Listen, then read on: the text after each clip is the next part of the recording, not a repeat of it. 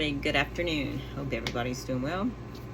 It's been a while since I have made a video and put it on here. So if you don't know me, and if you're just tuning in for the first time, my name is Michael. I have two kids, a daughter who is almost 13 and a son who is 7.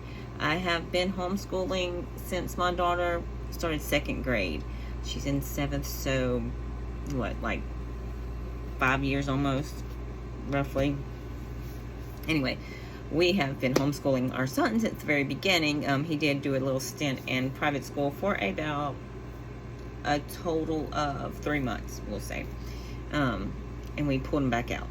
Anyway, so today I want to talk to you and get on a level with you mamas and you daddies, if you're watching daddies, about our children. We'll start off with that. First off, nobody wants to know anything disheartening or bad about their kids. Nobody wants to hear that they're sick. Nobody wants to see them hurt or upset by friends or anything like that. On the same hand, we don't want to see them struggling with school. So, my daughter, who is almost 13, we never had any issues with doing school with her, homeschooling her, or anything like that. Everything came really, really easy for her, and automatically you think, oh, if it worked for one child, it's going to work for the other. And I know, and you know just as well as I do, that your mother told you, you and your sister or you and your brother are two totally different people, and they would warn you, no two kids are the same, no two kids are the same. And it wasn't until I had my second one that I realized that, yeah, mama was right. So, that being said, when we started homeschooling our son, we just thought that we would use the same curriculum, go the same way that we did with our daughter. That did not work. Not at all. He is 7. He is supposed to be in the 2nd grade. But according to, if he would be in regular public school or private school, he would be in the 2nd grade. However, I can't tell you what grade he's in. We have struggled with him to get things done, period. We automatically thought that he was ADHD, just by his mannerism. From the time he wakes up to the time he goes to bed, he's nonstop 90 to nothing. And I believe that boys should be boys, and they need to play more, and they need to run around and be outside more. And in this day and age, it's hard to break the screen time issue that we have. And I'll be completely open with you, honest, transparent. I have never set very strict screen times for either one of my kids. Sorry. They never, they had it shut off at bedtime. They were allotted 6 hours a day, whatever. If we were on a road trip, like to the doctor's office, because they're all 2 hours away, if that went over there 5 hours or 6 hours, we just turn it off and let them go. It's just the way we did things. And hindsight being 2020, I wish I could reverse that, but that's easier said than done. Anyway, but we noticed that our son, especially me, that he was very hyper and he couldn't sit still for very long, or he was just all over the place, kind of, sort of. Easily distracted, would get off in La La Land doing his work or whatever. So we knew that there was that. And I say me, my husband works 14 and 14, so he's only home 14 days at a time. So he doesn't see it. And I don't know how many moms out there have their husbands that actually get involved with the teaching. Mine kind of leaves it up to me, because I see him more, I know him best, I know them best, whatever. Sometimes I do wish he would get involved, but it's easier. Then I'd have to teach him, and I don't want to teach another kid. I mean, anyway, so my hairdresser incidentally has a stepson that struggles with some of the things that my son does, and so every time I'd go in and get my hair done, we would discuss these things and different things. And she had mentioned checking out from Amazon the anger management workbook for kids, and she got it, and she said, well, I've been really really bad about doing the things. So I got it, and we started working on a few of the things, but some of it I didn't know how to explain to him, and his mind didn't know how to, like it would act. How does your body feel whenever you get angry? Do you get, and he couldn't explain that to me. That was very, very hard for him to do. Along with the anger management book, I had got this book, right? The ADHD book. And honestly, I have read a few pages of it, not enough to even get into. Because, like I said, nobody wants their child to deal with those things. Anyway, along with that, I got the ADHD workbook for kids. Haven't done anything in it because I thought, well, maybe let's try to get his anger under control, because Bubba is one of those kids that when you try to correct him, when he says, like, say he says cat incorrectly, he uses a long A instead of a short A, and you try to correct him and say, what does the short A sound, what does the short A say? And he gets angry because you've corrected him, and he wants to be right every time. If it's not 100% perfect, he wants it right. He's very much a perfectionist, and that's a huge, it's a big deal, especially when I tell you what I've learned. Just bear with me. Anyway, so I started with the anger management, thinking that, okay, well, maybe let's work through anger management, and maybe that will teach him to cope with some of the anger issues that he has, or getting upset. And I failed miserably at finishing that. And I also got the executive functioning workbook. I got the anger management in the executive functioning workbook after listening to Colin Kessler, her podcast, Raising Lifelong Learners, and her talking about 2E kids and executive functioning and things like that. Patrick is super smart. His vocabulary is big as the Grand Canyon. It's massive for a 7-year-old. And he knows and can speak to you using them correctly. Super, super intelligent right there. It's amazing.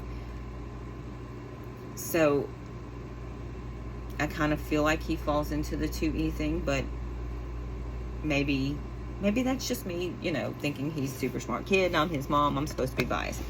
Anyway, so we struggled with this. And a couple months ago, I did a online homeschool convention, the Catholic Homeschool Convention.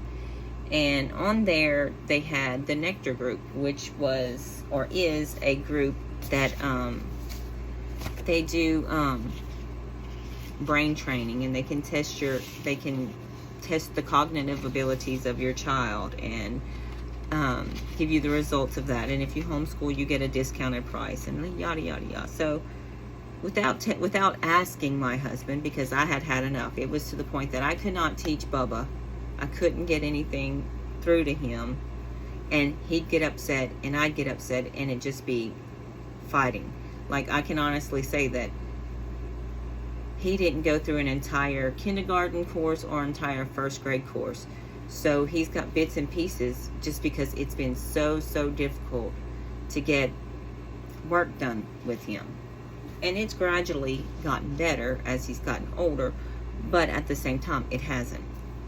So without talking to my husband, I just paid for this, and we set it up for him to be tested. They did an online test. It was virtual. It was on Zoom, and he had a teacher in front of him, and the teacher would talk to him. They gave him booklets, and he had to fill them out, and the teacher, kind of wrote notes about how he performed and different things like that. And then I had to scan in the results or his test booklet to them and send it to him. And I got like a call back, set up a meeting, I guess you'd say, with the director, and we went over his skills and whatnot. And then they gave me a cost of how much it cost and all that stuff. And I will warn you, if you are thinking about doing this intervention with your child, it's very pricey. It is extremely pricey. It is about $100 a session. So depending on how many sessions that they think that your child needs, which you don't have to do all those sessions, but it's about $100 per session. So just keep that in mind. Sometimes insurance covers it, but most insurances will need a diagnosis from a pediatrician or a psychologist, psychiatrist, one of them, for insurance to cover it. Anyway, so we did Patrick's, and some of the things that the Nectar group, looked on were their cognitive skills, and then their content, and then the behavior. So I talked to them, and I didn't understand a whole lot, and whenever I tried to talk back with them, get them to respond back, they hadn't responded back. So somebody locally told me to look at Learning RX, and they have these all over the United States, and we have one in Shreveport, which is 2 hours north of us. So I contacted Learning RX, and we set up a time to meet, and they ended up doing 2 other tests with Patrick, and we got some results. So what we found out about Bubba is that he's definitely ADHD. And again, this isn't a diagnosis because it's not from a doctor. The lady that tested him, let me tell you what kind of qualifications she has, so you know. She is a board certified cognitive specialist. She also has, let me see, she has several degrees, or master's degrees. Hold on. I'll tell you, give me a second. I should have known this before I talked to y'all. Okay, let's see. She has a bachelor's in early elementary education. She has a master's in educational administration and reading specialist. She has 21 years of teaching experience. Let's see. She trained in the OG methods, the LMB Barton and Scottish Rites methods. That's the Arthur Gilliam methods of learning how to read and spell. Let's see what else I could see. She's a direct reading specialist and has a master reading teacher. Anyway, so she has all this. She has all these qualifications. She has a BCCS in cognitive training. She does a lot of speaking and things like that. Board certified cognitive specialist and reading specialist. Anyway, so she's not a doctor, so she can't give a diagnosis. But based on these tests and based on how he scored on the test, kind of gives them a lot of, I'm trying to see if there's a bar graph in this from the other place. A lot of idea. Oh, I have one in here. I'll show you kind of how they look at different things. So he's ADHD, dyslexic, and dysgraphic.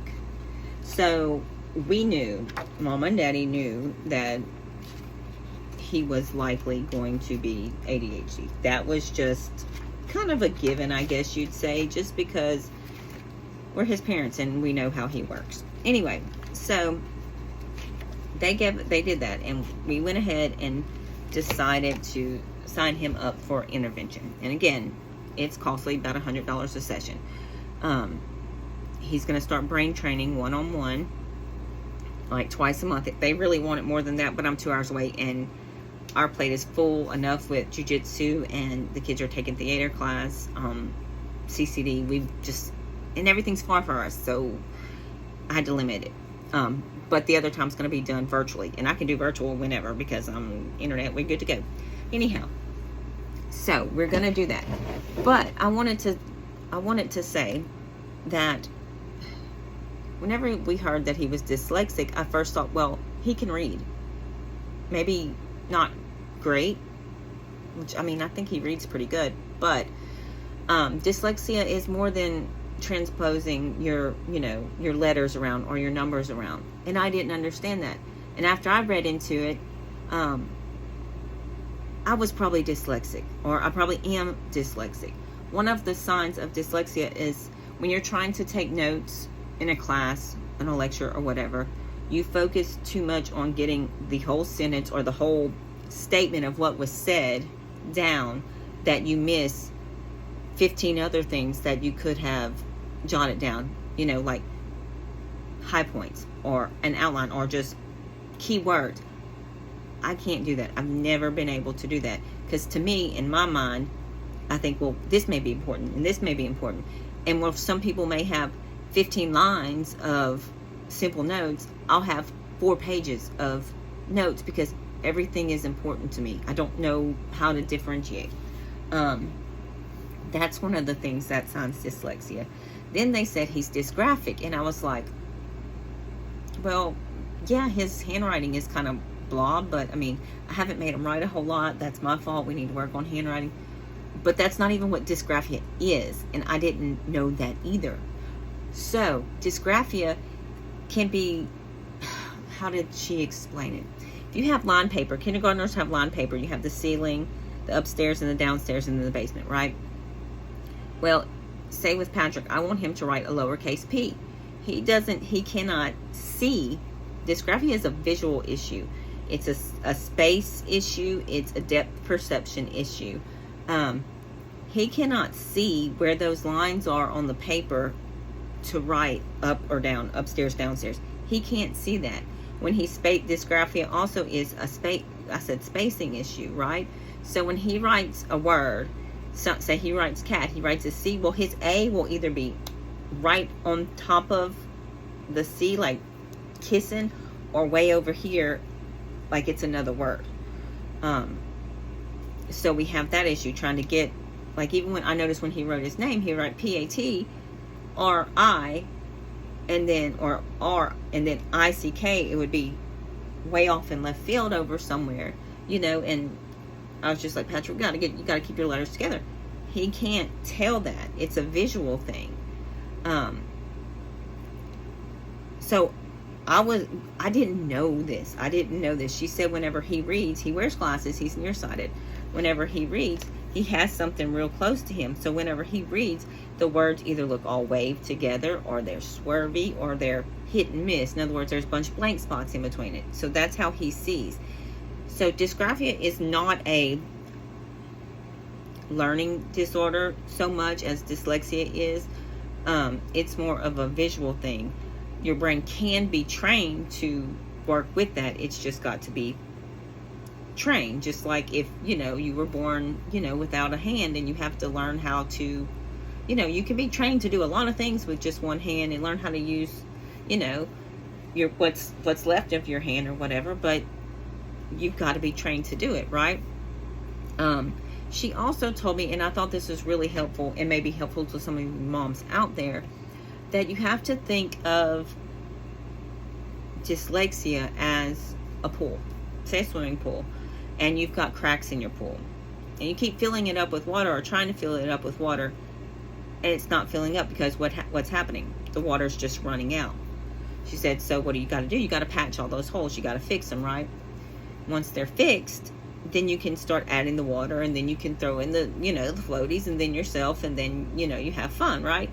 So she says, dyslexia is like that. It's like your pool foundation. And if you can't get that down flat and together, everything, even as far as behavior and anger issues, stem off of this. The ADHD is a different thing, but dyslexia has so much to do with the foundation of your child's education, that if they can't, if it's just a simple, transposition of numbers or whatever, that's one thing.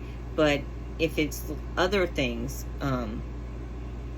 like with me not being able to take notes or whatever, it may be helpful. So I guess I wanted to come on and say that, and I wanted to show you guys a few of the books I got as recommendation to read for me and for him, because I'm learning too. I don't know anything about all of this stuff. So I'm learning too. So, well, that's not one. So these first two are for the student and the parent. So the first one is called Sitting Still Like a Frog. And basically it teaches basics of mindfulness in an easy to understand way, so that like they're kind of like games. It, you know, when they're frustrated or want to be bouncy or stuff, you can play these relaxation games or these mind games. That sounds crazy. Mind games or whatever to, you know, help calm them down. Sit still like a frog. You know, that makes sense, because what happens when you go up on a frog? You know, they'll crouch down and they'll flatten themselves out so they can't be seen, you know, and it's not until you like accidentally bump them or you get right on top of them that they're going to move. So they want you to sit still like a frog so nobody can see you, right? Okay. Haha. It can be fun. And then this one is, What is Dyslexia? A Parent's Guide to Teaching Kids About Dyslexia. So this is a child's book, and it basically goes on to explain, you know, like this. It tells them lots of people are dyslexic. 1 out of 5 kids and adults are dyslexic. So it helps them to understand that they're not alone, that they're not the only ones. So I've got that. I started looking at this book here, Dyslexia 101, Truth, Myths, and what really works. There was a lot of things in here that I just skimmed over and read, and I was in shock. I didn't know that was dyslexia. So this is the first one I'm reading just because I kind of need to know. I don't know. You know, whenever I was in school, you were put in resource, and that was just kind of where you went, and then you were kind of labeled as the dumb kid. That sucks, but that's how it was, and it's still that way today. I mean, let's face it, that's just how it is. Then I also got No More School, Meeting the Education Needs of Kids with Dyslexia and Language-Based Learning Difficulties. So I haven't started this one yet. This one is by Marianne Sutherland, and so is this one here. She has a website. I don't know the website, but I'll try to put it down like in the description or in the comments somewhere, what her website is. She has a lot of good info. So that's where I got, I think, these 3 books. I got them from her page. Anyway, and then I got ADHD Without Drugs, because I don't want to have to put him on medication if I don't have to. The main thing that I've heard and that I've been told by 2 different people, get him on magnesium with the L-theine, or I can't even say the word, but you know what I'm talking about. You'll know what I'm talking about when you say this, the L-theine or something like that. Anyway, and it's also good to help sleep. So if you have a child that's ADHD like Patrick, and we knew this, we seen this before we even had that tested, the boy's mind doesn't shut off. He will literally stay up all night and not sleep, and he's 7 years old. That's not really good for a 7-year-old. Anyway, so also we were told to get logic games. So I got one game. Let me see if I can tell you who it's by. I don't have them in here.